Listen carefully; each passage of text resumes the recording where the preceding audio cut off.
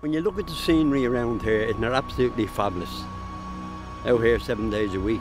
I live in Cherrywood Grove, and I always call the park my back garden.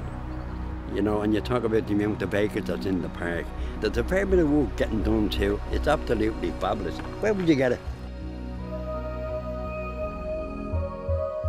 There's so much to do in the park because I'm a non-fisher, and I'd go walking through the park and go up to the caravan park, go over to the rose garden, and just your day is just filled from just wandering around the place. It's lovely meeting new people, and the staff are just second to none up here. They're all brilliant, like they'd make you want to come back all the time. And the actual park itself is just amazing. All age groups are catered for. All nationalities are catered for.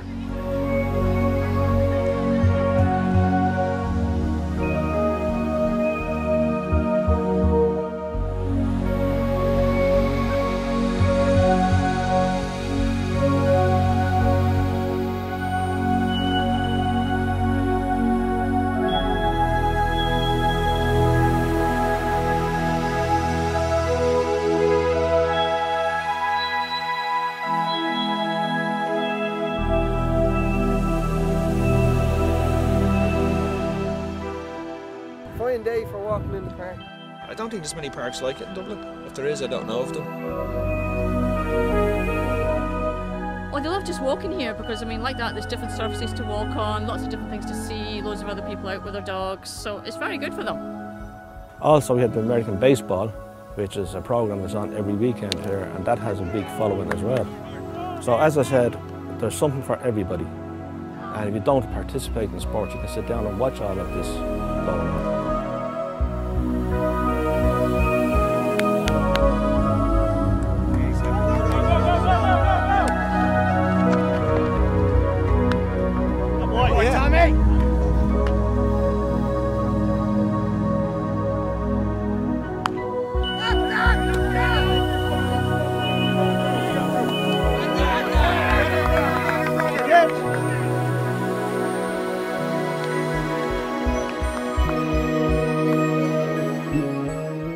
Baseball's been played in Ireland at an adult level for about 15 years. There are 8 teams all around the country, and Corcagh Park is home to the premier baseball ground, O'Malley Field, which was built out of proceeds donated by the then LA Dodgers owner, Pete O'Malley. Wildlife being the biggest area, and we have a lot of people interested in wildlife, and it's paying off. People have a genuine reason to come to Corcagh Park. It's a job for all seasons, where it's not just a summer job. You have to do the winter time in it. Hard weather, cold weather, fine weather, you name it. And that's the only way to enjoy a public park, is 12 months of the year.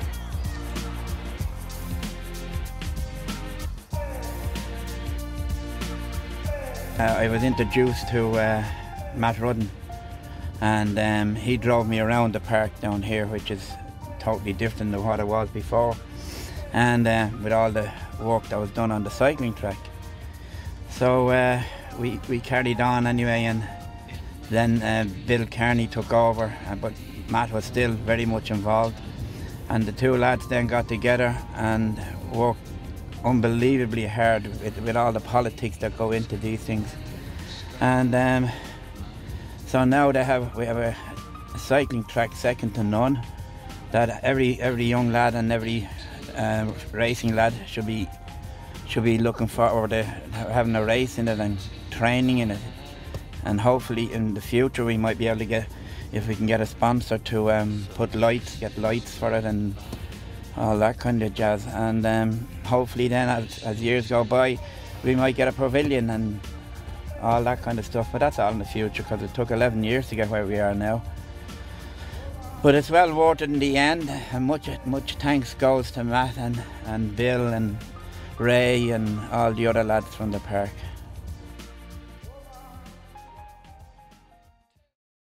My name is Joe Hickey, and I'm one of the park rangers of 6 who patrol this park on a daily basis. And the job includes the patrolling of the playground, also dealing with wildlife, wildflowers, and talks to schools and different groups, promoting the park at all times. We're now standing down on the wildlife lakes, as we call them now. These lakes were put in a few years back for retention purposes due to the flooding that hit the housing in the area a few years back. And in doing so, it's turning out to be now one of the best wildlife areas in the locality. We have all different types of wildfowl on the lakes, such as the mallard duck, the coot, the moorhen, we have the shoveler duck, and in the winter time we have teal who overwinter here. We have the swans behind me here who have just brought out 2 cygnets 4 days ago. These swans that are here have been here for a few years now. So around April time, March, April, they start building their nest. Okay, and as you can see in this nest, there would have been 5 eggs, and they hatched out 2, which leaves 3 naturally enough, but they wouldn't have been fertile at all, so that's why they were abandoned. Okay, which can happen, and 2 chicks is plenty. Less hassle for everybody at the end of the day, but it's a good result still. And those 3 eggs can be collected and put into our education room so the children can see what the swan's egg looks like. Here we are at the second wildlife lake, and as you see in front of us here we have a little nest with a coot sitting on it, and possibly 5 or 6 eggs, whichever the case may be. So they will be due to hatch out in the next few days. But as you can see, she's quite happy where she's nested. No interference whatsoever, and it's a good corner to nest in. Directly underneath us is the River Camac, which flows through Corcagh Park, full of wild trout and so forth. Comes right through and it feeds into the wildlife lakes here and on down by the oil mills and so forth.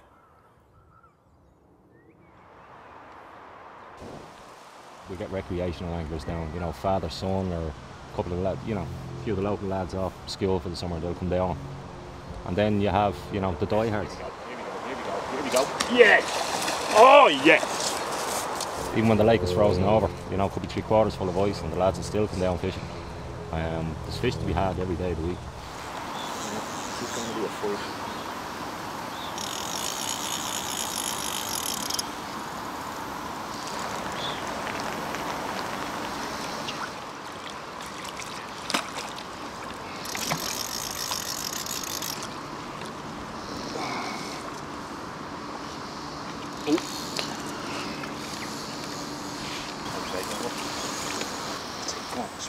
Swim it.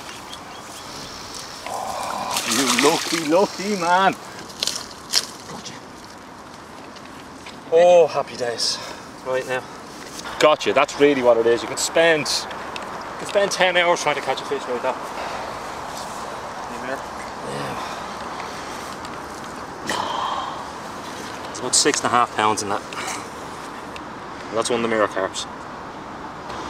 6.5, 7 years old. It's only a baby. It's only a baby. You're looking at something double the size of that for a specimen. Yeah, get you back in the water, friend. We'll get you another day.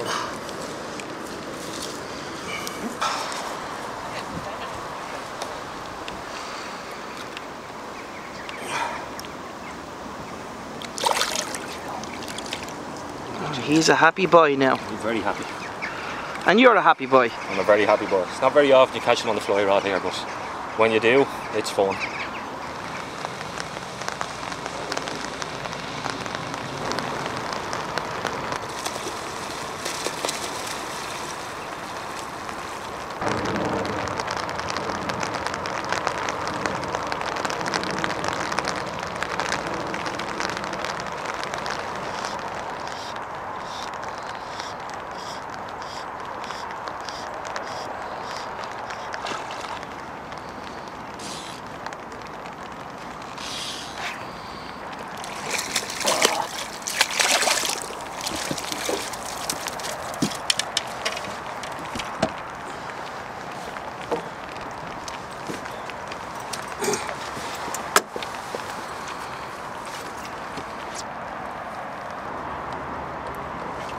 We taught approximately 1,400 juniors how to fish this year with the summer projects based in the area.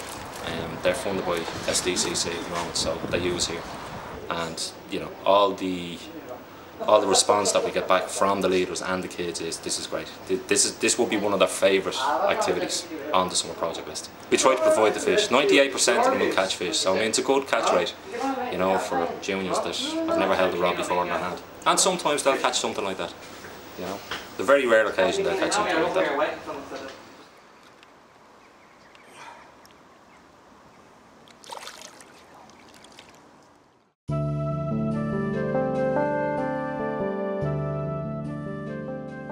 It's a huge park. It has to be one of the biggest parks in Dublin. It's a great success. We've only been here a couple of times, and the amount of dogs that are here every time we come down, you know, it's a fantastic idea.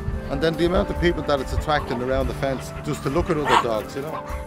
It's my first time here today. It's only opened the last couple of weeks, and I have been going over to Marley Park until now and wondering why it wouldn't be easy to set up here, but the council's done a fantastic job. The dogs love it, no doubt about it. Gets rid of all their energy as quick as possible. Brilliant facility all around, to be honest with you. I think over the last number of months and probably the last year, you know, the facilities here have come on so much. Keeping them on a lead when the dog is full of energy is difficult, you know. A lot of people, I think, worried about having dog facilities in the park, but now that they're here and you look outside, you see most dogs are kept on the lead because they bring them to the park where they can let the energy go and have a good time.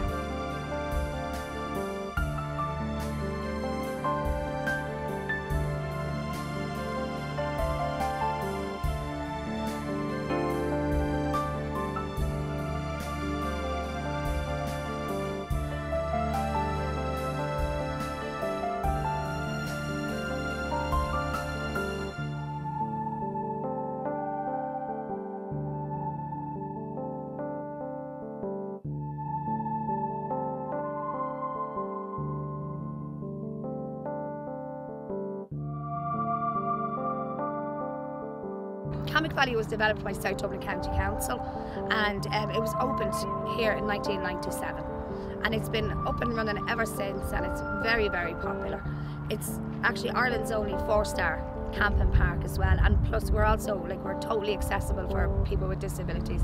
We have 113 pitches here in Camac Valley, and they're all fully serviced. That's for motorhomes and caravans, but we actually can accommodate like up to 500-600 tents here as well. During the summertime here we're very, very busy, but it's a fantastic place to work. The people that are coming here, they come from all over the world, every country, from everywhere, and I've made great friends here. I've seen kids grow up, I've seen people get married, and you know, and I keep good contact with a lot of the customers that are here. So it's an absolutely fabulous place to work, and everybody here is quite happy, you know, so we love it. And this is Mr. Perry from Australia, who's arriving tomorrow.